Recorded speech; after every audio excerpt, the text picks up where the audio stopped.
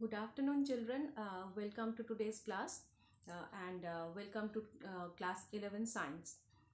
Hope we will get a great academic year this year, and hope all of you are fine. You have to take care of yourself. So let's start our today's class. I'm going to take your chemistry. And as you know, in chemistry, in class 11 chemistry, we have three main uh, branches are there. One is, so chemistry for class 11 and 12.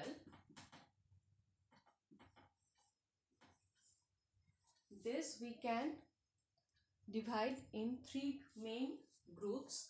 One is physical chemistry,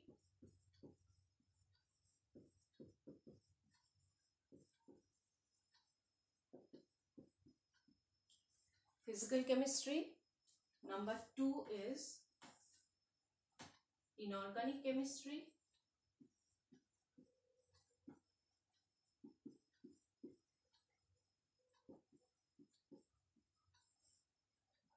And number three is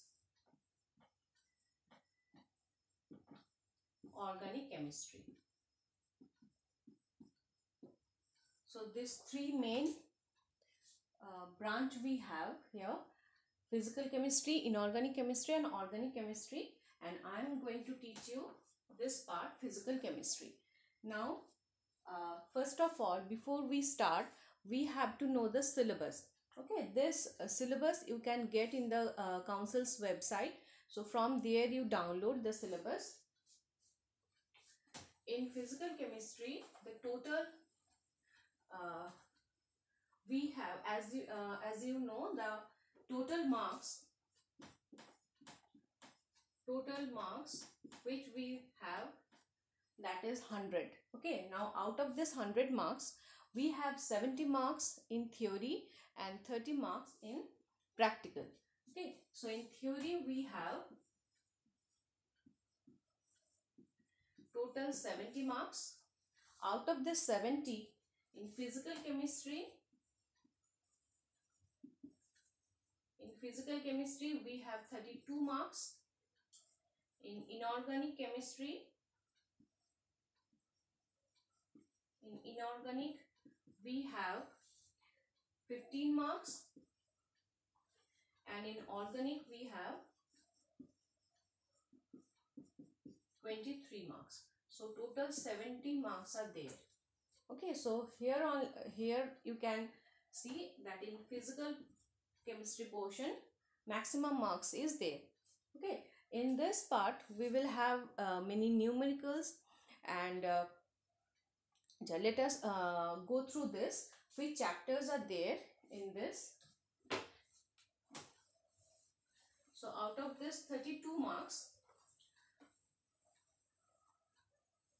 actually in theory part, you cannot omit any chapter. Okay, because all questions are compulsory. You cannot omit anything, and internal choices will be there, but that may be from the same chapter also. So you cannot omit any chapter. This is important. Okay, so all chapters we have to do. We equal weightage is given in each of these chapters.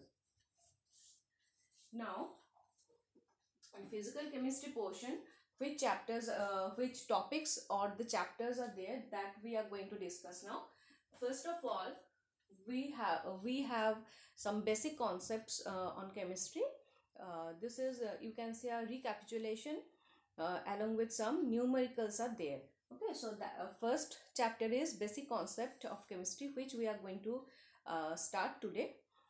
And after that we have atomic structure, structure of atom. This is the name of the chapter, structure of atom.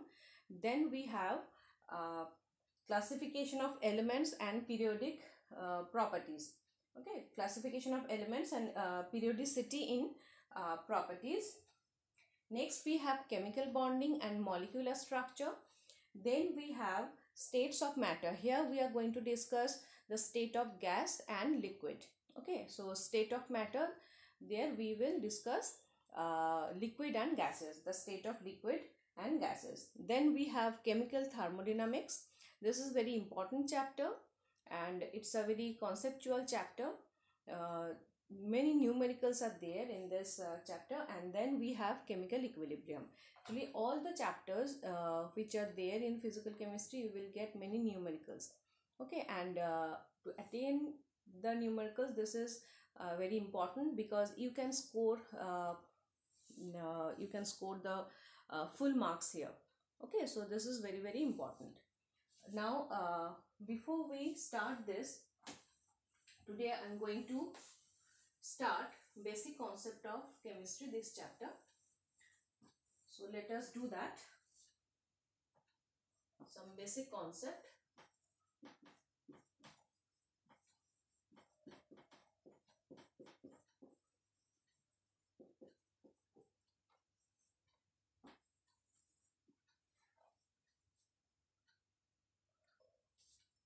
So first of all, let us discuss what is chemistry.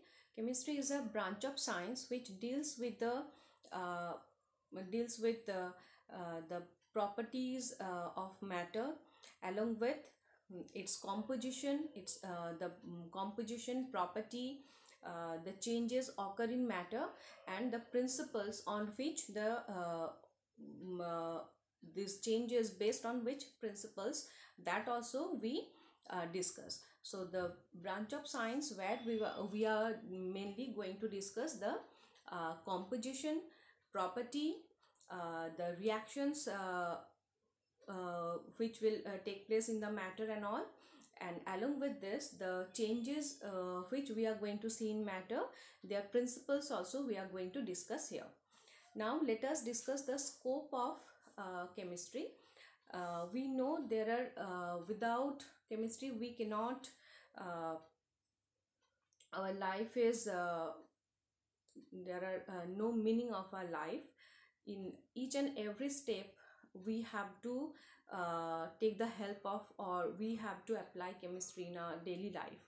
Okay, from toothpaste to the food, medicine, those cosmetic products, those consumer products, building materials, so many things are there which we need to use, and these are the this we are getting from the chemistry only. Okay, so in nowadays, because of this pandemic and all, we can realize that how much we depend on this. Okay, without chemistry, without this, especially on medicines and all, food is there, food industry, this is a very vast area is there where we will get the application of chemistry. Along with that, in defense we have application. We are using the petroleum products, there we will get building materials, so many things. We the list is endless, we will say. Okay, so these are there, this you have read already in previous classes, you have done that. So just it's a normal discussion, what we will say. So here the first we will start, that is the in when we are measuring anything. Okay, in scientific measurement and all, we will get the term, that is precision and accuracy. So let us discuss this. Precision means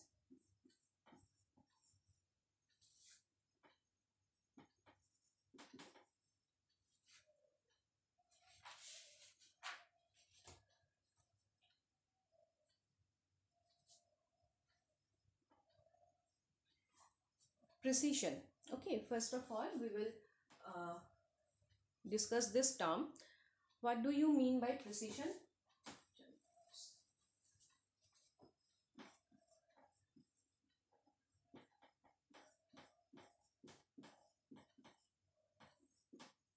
Now this is visible, I hope.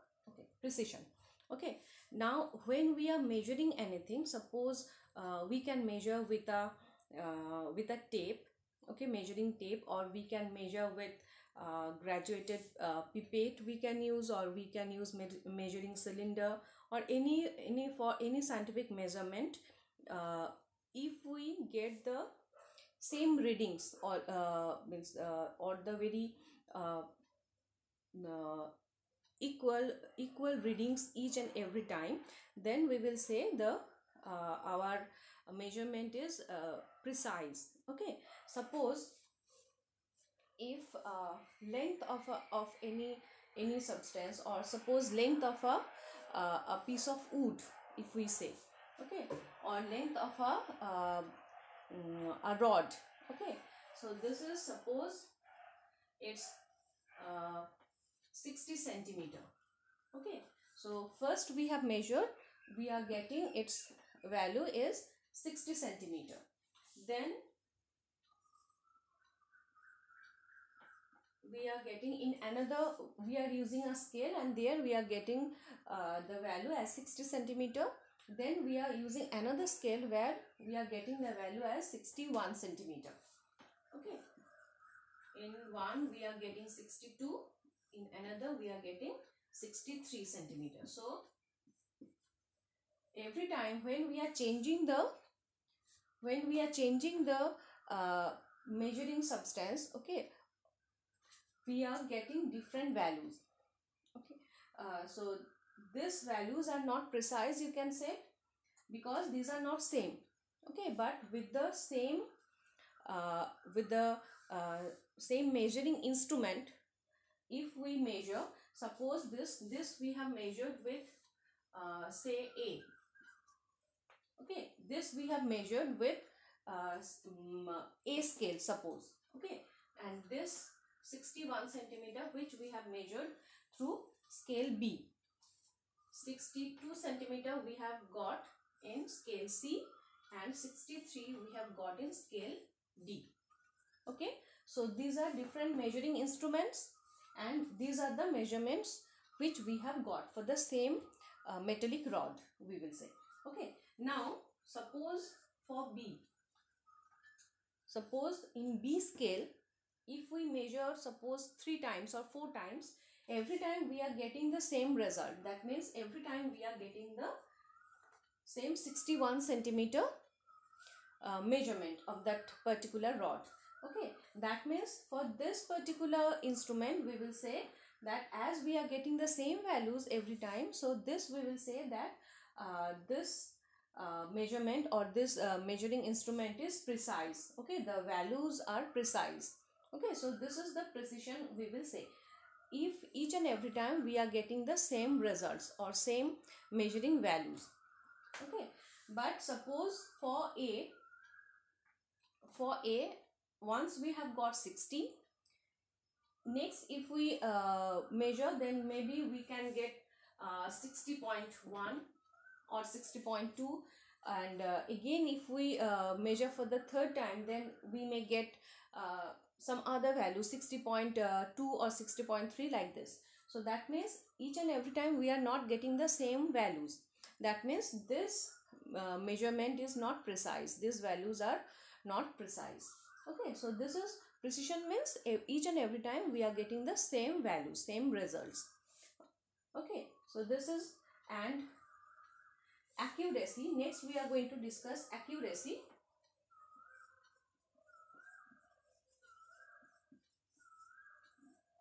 Can you see the board from here? Okay, accuracy. Now see, the same rod with the standard instrument, if we measure, and there we are getting the value as, suppose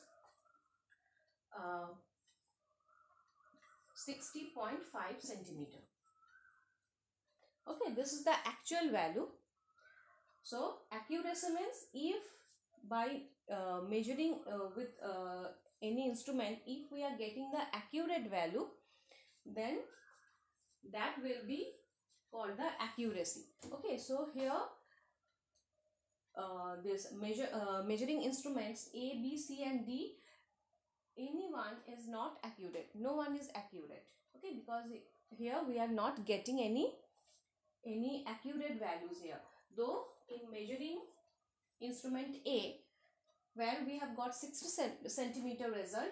This is a bit accurate, but actual value is not matching with that. Okay, so this we cannot say that means accurate value we are not getting in any of this measuring instruments. Okay, so hope you understood this accuracy.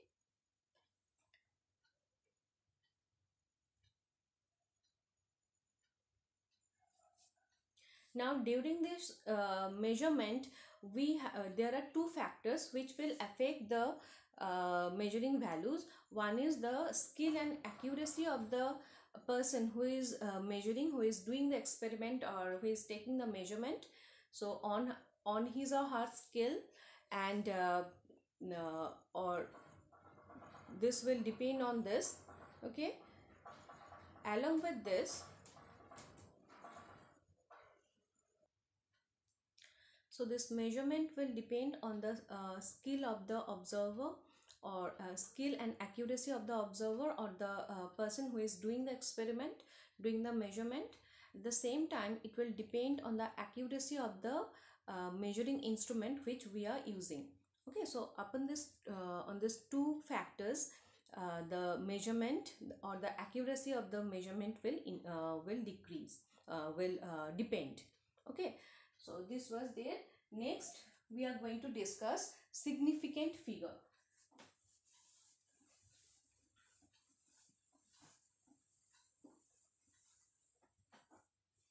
Suppose while taking any measurement, suppose we are measuring the volume of any liquid. Okay, so there we are getting the, with burette we can do that, or we can use the measuring cylinder. So suppose we are using the burette and we are getting the values as, suppose different persons are doing the same experiment, and the persons are A, B, C, D and E, suppose. Okay, 5 persons are doing the same experiment, and for person A, he has got the value as 23 point, suppose 15. Okay, B has got the value as 23.16. Okay, ml. Okay, milliliter, as we are measuring the volume, so this will be in ml. Person C, his value will be this. For person D, it is 23.18, suppose, and for E, this is 23.19. Okay, so different values we are getting when the persons are different persons are doing the same experiment. Now see here, 23.1, this first three values are same for all. Okay, this will not depend on the person who is doing the experiment. So regardless of this, okay, this value will be same, but we are having, so these are certain values we will say. Okay, as this value 23.1, this is fixed for all, so this is a certain value, whereas the last value, this will change if the measuring person is changed. Okay, that means this value is uncertain value, the last value is uncertain value. So significant figure, we will say a value which contain some certain values along with one uncertain value. Okay, so this 23.1, this is the certain value, and this value, the last value, is the uncertain value. So here for 20, suppose we are taking this value 23.17. so this is here, for this value the significant figure will be, how many significant figure we have here? 4, 1, 2, 3, 4. First three are the certain values and the last one is the uncertain value. So total 4 significant figures we have in this measurement, in this value. Okay, now how to do this? How there are some rules to report the significant values in any particular measurement. Okay, so one by one we are going to discuss this. So first of all non-zero values which are there, all will be significant. Okay, here for this particular example, these 4 are there. Okay, 23.15. So here 5 values we have, so we have 4 significant figures here.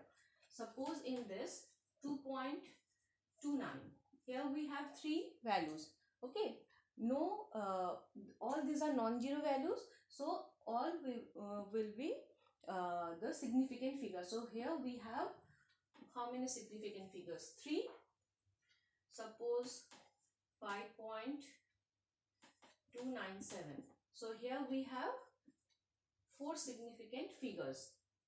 Okay, suppose we have 23198. Okay, so here we have 5 significant figures like this. Okay, now if we have 0 values, okay, these are the non-zero integers. Now if we have zeros in the measuring values, so there are 3 different zeros which we can get in a particular value. So first of all, leading zeros. Leading zeros means, suppose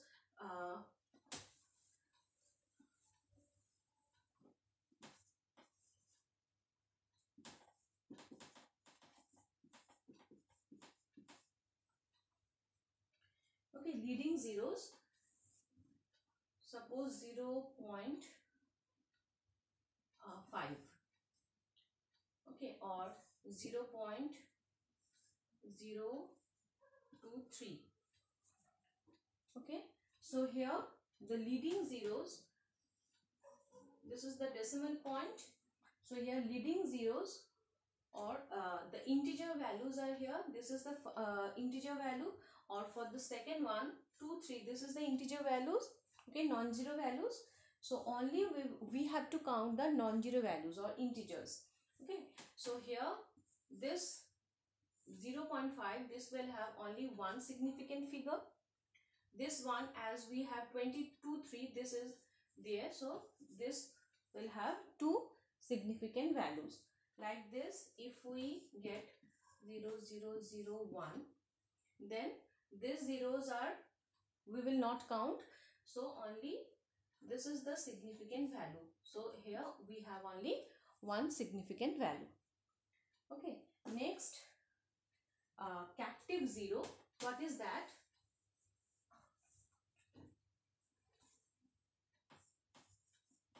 Captive zero. So in between the values, if we have 0, like 5001, okay, or suppose 2.093, or we have suppose 0.101. Okay, now for this, these are the captive zero, means in between 2 integers, in between 2 non-zero values, we have 0 values. So this we have to count. That means this will be the significant figure. So here for this we have 4 significant figures. For this we have again 4 significant figures. Now for this 0.101, the first one, this is the leading zero, so this we will not count, but this 0 we have to count. So here the significant number of significant figures will be 3. Okay, next we have another type of zero which we may get in, that is called trailing zero.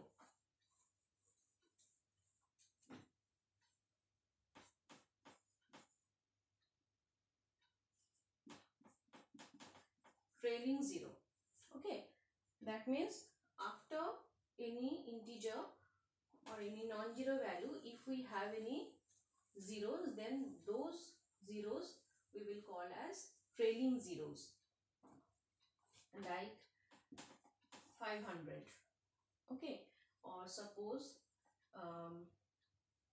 if we write this in this manner, 2.500, Okay, or suppose if we write 0.900. Okay, so for these are the trailing zeros, means after the value, after the integer, we have the zeros. So here trailing zeros we have to count. So here the number of significant figure will be 3. For this it will be 4. For this it will be 3. Okay.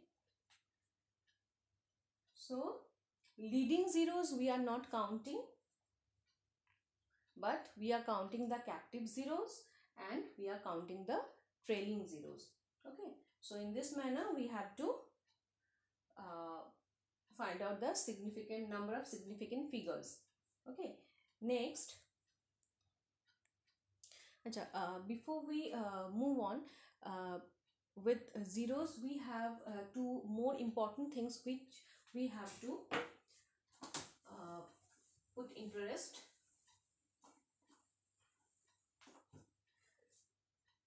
Suppose a value which we are measuring, that is suppose 2 centimeter.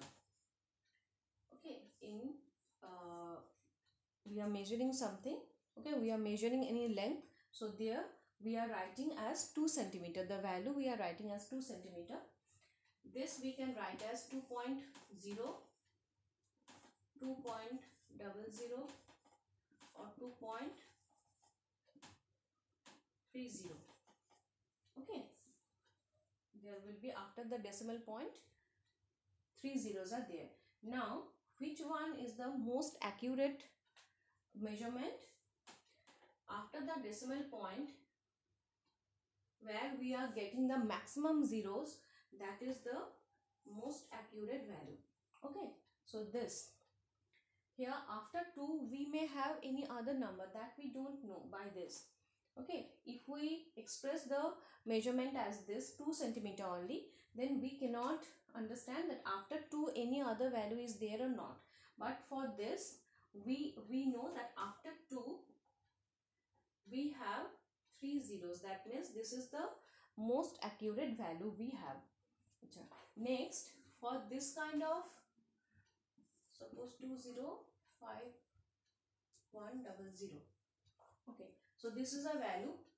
Now for this we can write, see, this zeros as these are the trailing zeros. So this we may count, we may not count. Okay, that means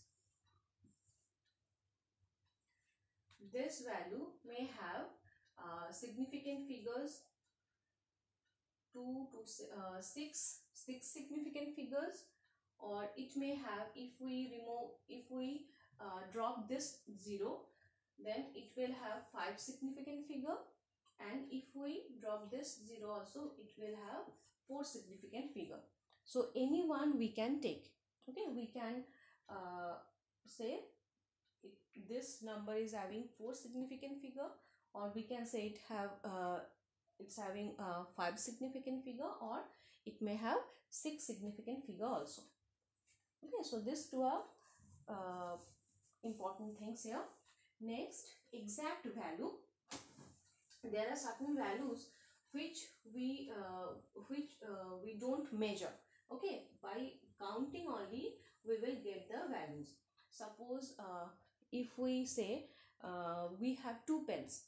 Okay, or if we say we have 5 apples, or if we say we have 6 eggs. So these values we are how we have got these values, this 2 or 5 or 6, this we have counted, we have not measured. That means these values we will call as exact value. Okay, and these values are having infinite number of significant figures. As these are exact value, so they are having infinite number of significant figure. Suppose we have 2 pi r, no? So this 2, this is again a exact value. Though pi and r, they may vary, or pi is having by measurement we have got this, but this 2, this is constant, this is the exact value we will say. Okay, like this only, 4 third pi r cube. This is also, here also this 4 third, this value is it's a exact value we will say. Okay, so today up to this, next day we will do some other, the rest of this part we are going to do in our next class. Okay, so this part, especially for physical chemistry portion, I will suggest you to practice this numericals. Then these are, without practice you cannot understand this properly. Okay, so do that and go through this, and here you have to remain very very updated each and every day. After the class, you just do this lesson. Okay, you complete your lesson, you go through this lesson properly, and whatever in the worksheets, whatever will be given and all, so those also on the same day only you try to solve. Okay, so this way you do. Hope you will be doing very good. All the best to all of you. Okay, take care.